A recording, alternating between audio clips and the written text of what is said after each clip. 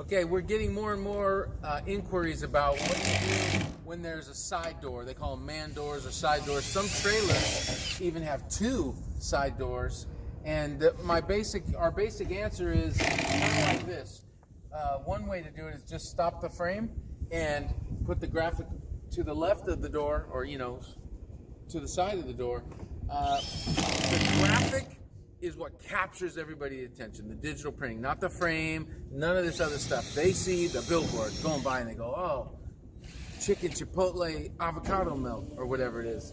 They don't see what's outside the frame typically, but there is another way that some companies like to do it is they'll stop the graphic at the edge of the frame and then have a decal, which we can do, a decal to cover the door and do the best job possible of having the image continue. Sometimes they'll even wrap the frame and the door, and you might have to cut around hinges or wrap. It depends on, and each situation is different, but we can either cover it with the decal, leave it alone, and just have the frame contain the graphic, either way. Hey, your frames are in. Hold on.